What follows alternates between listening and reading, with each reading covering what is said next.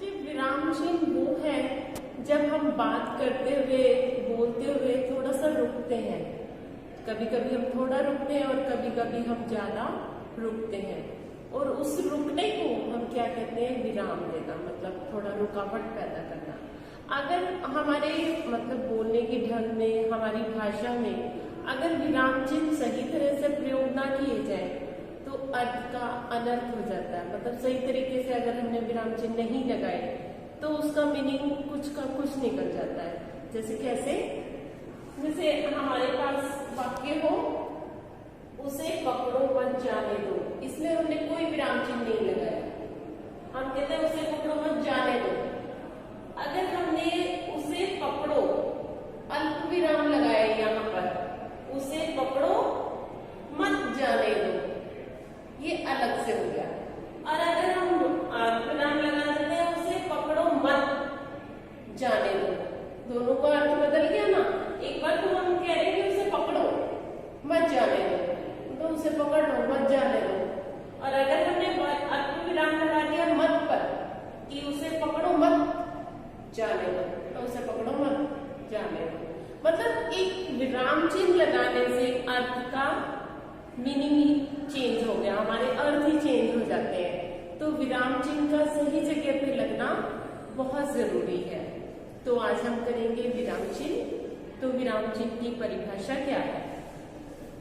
परिभाषा है, भाषा के लिखित रूप में प्रश्न, विराम, विस्मय या अन्य निर्देशों का बोध कराने वाले ध्वनि चिन्ह कहते हैं। ठीक है, मतलब इन सबको क्या कहते हैं हम? विराम चिन्ह कहते हैं। जब हम अपने ध्वनि निर्देशों का प्रश्न करते हैं, या फिर हम घृणा करते हैं, या किसी से बात करते हुए ज्यादा रुके कम रुके, इन चीजों को क्या कहते हैं? विराम चिन्ह। विराम चिन्ह के भेद, विराम चिन्ह के भेद कौन कौन से हैं? पूर्ण विराम, इसका चिन्ह क्या है? डंडी। अर्ध विराम, बिंदी, अल्प विराम, इसे इंग्लिश में कहते हैं सेमीकोलन। और ये क्या हो गया? Full stop. विस्मयादिबोधक, इसका चिन्ह क्या है?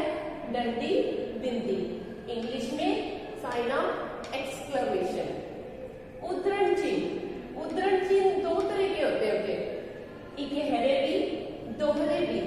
मतलब जब हम बात करते हुए ऊपर से उद्धरण चिन्ह लगाते हैं, एक बार भी लगता है और दो बार भी लगता है, इकहरे भी होते हैं और दोहरे भी होते हैं। उसके बाद है लाघव चिन्ह। लाघव चिन्ह का चिन्ह क्या है? जीरो, छोटी सी जीरो लगा देते हैं। फिर है निर्देशक चिन्ह, इसे कहते हैं जरा सी डंडी लग जाती है, योजक की तरह ही होती है लेकिन थोड़ी बड़ी होती है। ठीक है, उसके बाद है अल्प विराम। अल्प विराम क्या है? जब हम थोड़ा सा रुकते हैं, ये चिन्ह है इसका। प्रश्न सूचक, जब हम किसी से प्रश्न करते हैं तो उसे क्या बोलते हैं? प्रश्न सूचक। कोष्टक, कोष्टक क्या है? इसको इंग्लिश में ब्रैकेट भी बोलते हैं। जब हम किसी चीज को ब्रैकेट में रखते हैं, कोष्टक में रखते हैं। योजक, मैंने बोला था ना निर्देशक की तरह ही है योजक। ठीक है, उसके बाद विवरण चिन्ह। विवरण मतलब डंडी और ये दो बिंदियां। उपविराम, दो बिंदियां। ठीक है, अब इसको उदाहरण सहित हम करेंगे। मेरे अब करेंगे हम भेद उदाहरण सहित। पहला है पूर्ण विराम। पूर्ण विराम क्या है? इसका चिन्ह है डंडी।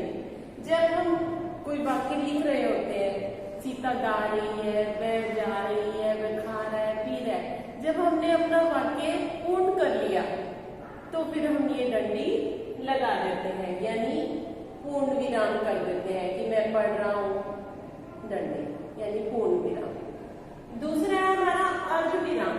अर्ध विराम मतलब बिंदी, नीचे ये अल्प विराम, इसको इंग्लिश में बोलते हैं सेमीकोलन। अर्ध विराम होता है जब हम कुछ देर से ज्यादा देर रुकते हैं, एक वाक्य में हम ज्यादा देर रुकते हैं तो उसे क्या कहते हैं? अर्ध विराम। मतलब एक वाक्य में दो या अधिक वाक्य हो और उसमें हम क्या करें? थोड़ी थोड़ी देर बाद रुकें। जैसे सुबह जल्दी उठो, सुबह जल्दी उठो। फिर ये वाला चिन्ह, बड़ों को प्रणाम करो, नहाकर पूजा करो, फिर पढ़ने बैठ जाओ। ये क्या हो गया? या इन सब में हम पूरे एक वाक्य के बाद थोड़ा सा रुके हैं। जब 2-3 वाक्य हमारे पास इकट्ठे हो और थोड़ा थोड़ा देर हम रुके, तब हम अल्पविराम का प्रयोग करते हैं। उसके बाद है अल्पविराम। अल्पविराम का चिन्ह है ये, ठीक है। अल्पविराम में हम थोड़ी थोड़ी देर के लिए हम रुकते हैं। कैसे? जैसे हमें किसी का नाम लेना है, बहुत सारे बच्चे हमारे पास, राधा, सुरेश, वीरा, सोमती, गोमती, बाजार जा रहे हैं। इन सब नामों के बीच में क्या लगाया हमने? अल्पविराम, ठीक है। उसके बाद आता है प्रश्न सूचक। प्रश्न सूचक से क्या आपको चल रहा है कि ये चिन्ह है। जब हमने किसी से कोई प्रश्न किया, तुम कहाँ जा रहे हो, यह मोबाइल किसका है, तुम किसके घर जा रहे हो, तुम रात को कहाँ ठहरोगे, जब हमने कोई प्रश्न किया तो कौन सा चिन्ह लगेगा? प्रश्न सूचक चिन्ह, ठीक है। उसके बाद है विस्मयादि बोधक चिन्ह, साइन ऑफ एक्सक्लेमेशन। इसका चिन्ह है ये, डंडी नीचे बिंदी। जब हम किसी से घृणा कर रहे हो, हमें खुशी हो रही है, हम दुखी हैं, तब हम इस चिन्ह का प्रयोग करते हैं। कैसे? शाबाश, अरे वाह, कितना अच्छा फूल है, हैरान हो रहे हैं, हमें भय लग रहा है, तो ये सारे किस में लगेंगे?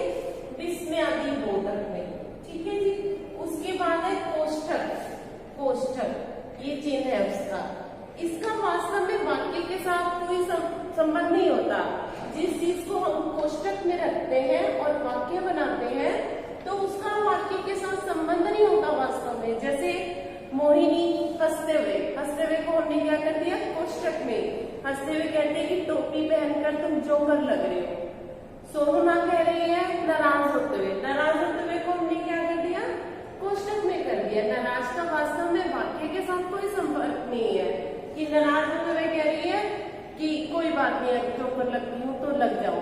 मतलब जो वो हंसते हुए कह रही है या नाराज होते हुए कह रही है, उसका वाक्य के साथ कोई संपर्क नहीं है, जो चीज हमने कोष्ठक में कर दी, ठीक है। उसके बाद है लाघव उद्धरण चिन्ह। बेटे उद्धरण चिन्ह होता है जब ये गहरा भी होता है और दोहरा भी होता है। ये कब लगता है? जब किसी के उपनाम या शीर्षक के लिए, जैसे किसी का उपनाम, जैसे श्री हरिवंश राय बच्चन को हम क्या कर देंगे? उद्धरण चिन्ह, वो उपनाम है। उनकी रचना क्या है? मधुशाला को हम क्या कर देंगे? उद्धरण चिन्ह में लिखा जाएगा, ठीक है। ऐसे ही दोहरों में लिखेंगे, गहरा और दोहरा। जब शीर्षक और उपनाम कोई आ जाए तो उसे उद्धरण चिन्ह में। योजक चिन्ह क्या होता है? इसे इंग्लिश में बोलते हैं हाइफन। जब दो शब्दों को जोड़ने के लिए बीच में रेखा लगाई जाती है, उसे क्या कहते हैं? योजक। जैसे दिन रात, खाना पीना, सुख दुख, जन्म मरण, मतलब दोनों एक दूसरे के साथ मिलते हुए शब्द हैं और उसके साथ हमें क्या है? योजक चिन्ह लगाना है। जैसे हमें माता पिता की सेवा करनी चाहिए, योजक चिन्ह कहाँ लगेगा? माता पिता में। अगला है हमारा लाघव चिन्ह। लाघव चिन्ह में ये 0 लगा देते हैं। लाघव मतलब किसी शब्द को छोटा लिखने के लिए। जैसे हम डॉक्टर लिखते हैं, जैसे हम क्या करते हैं? डॉक्टर ऐसे लिखा जाता है, लेकिन हम डॉक्टर पूरा ना लिख के हम क्या लगाते हैं? डॉ। ये लाघव चिन्ह लगा देंगे हम, ठीक है। प्रोफेसर, प्रो, हम लिखते हैं कृपा पेज पृष्ठ उल्टिए, कृपा पेज उल्टिए लिख के नाम हम कर देते हैं क्री, प्री, उ, ठीक है। कृपा पृष्ठ उल्टिए, तो ये हमने क्या लगाया?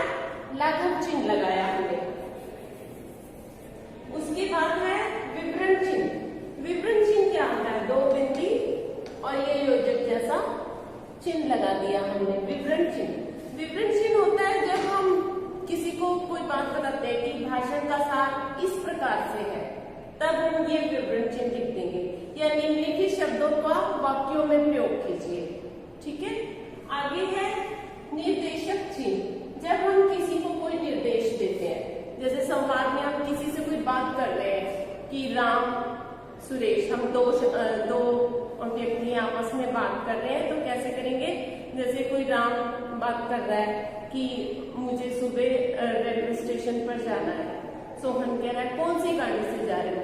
मतलब राम के बाद हमने क्या लगाया? निर्देशक चिन्ह। सोहन के बाद भी क्या लगाएंगे? निर्देशक चिन्ह। उसके बाद है उपविराम, ये भी निर्देशक चिन्ह, विवरण चिन्ह की तरह ही है। कैसे? जैसे हम लिखेंगे इन बातों का ध्यान रखें, या हम कोई परिभाषा करा रहे हैं, संज्ञा के 3 भेद होते हैं।